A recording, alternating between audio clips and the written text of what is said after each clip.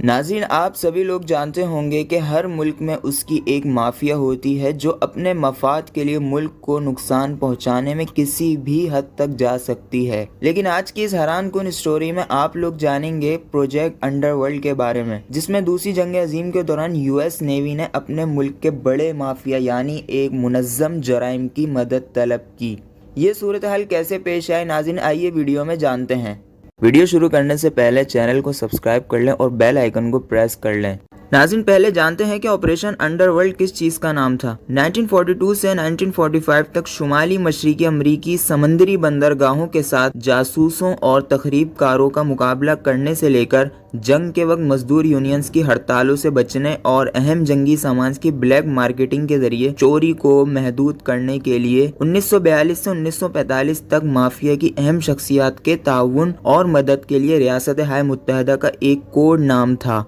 7 دسمبر 1941 کو Pearl harbour پر حملے کے بعد پہلے 3 مہینوں میں امریکہ نے نارتھ اٹلانٹک اوشن کی لڑائی میں جرمن یو بوٹس اور سطحی حملہ آوروں کے ہاتھوں 120 تجارتی بحری جہازوں کو کھو دیا، اور فروری 1942 میں کروز شپس SS نارمینڈی کو پکڑ لیا گیا۔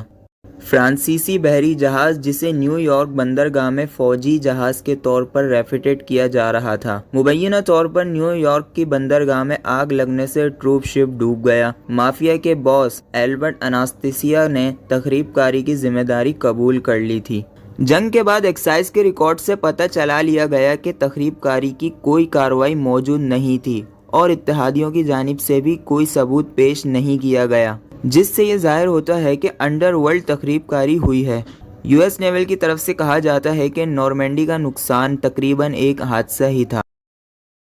بہرحال، واٹر فرنٹ کی ممکنہ تخریب کاری یا خلل کے خدشات نے نیو یارک میں امریکی بحریہ کے دفتر نیول انٹیلیجنس ONI کے 3rd نیول ڈسٹرکٹ کے کمانڈر چارلس ہیفنڈنس کو خصوصی سیکیورٹی یونٹ قائم کرنے کی ہدایت دی۔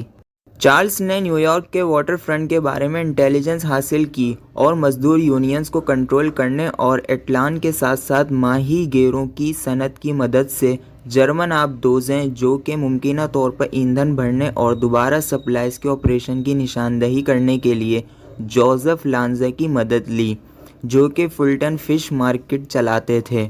جوزف لانزا نے چارلس لوسیانو سے رجوع کرنے کا مشورہ دیا، جو نیو یارک کے 5 مافیا کرائم فیملیز کا ایک بہت بڑا باس تھا۔ لوسیانو نے جیل سے جلد رہائی پر غور کرنے کی امید میں US اتھارٹیز کے ساتھ تعاون کرنے پر اتفاق کر لیا۔ لوسیانو اس وقت ڈنمورا میں تھا اور لوسیانو کو پروسٹیوشن رنگ چلانے کے جرم میں 30 سے 50 سال کی سزا سنائی گئی تھی، جو کہ اس وقت وہ جیل میں تھا۔ اس کے تعاون کے لیے یہ ضروری تھا کہ 1942 میں گریٹ میڈوز میں ایک زیادہ آسان اور آرام دہ کھلی جیل میں اسے منتقل کر دیا جائے۔ تخریب کاری کو روکنے میں لوسیانو کا اثر و رسوخ ابھی تک واضح نہیں تھا، کیونکہ اسے نیول فورس اور اعلی حکام اور لوسیانو نے اپنے درمیان کانفیڈینشیل رکھا تھا۔ US نیول نے نوٹ کیا کہ لوسیانو کے تعاون کے بعد بندرگاہوں پر حملے میں کمی ہوئی ہے، اور جب لوسیانو کے اٹارنی موز پیلاکوف نے لانگ شورمین اور یونینز پر اثر و رسوخ رکھنے والے انڈر ورلڈ شخصیات سے رابطہ کیا۔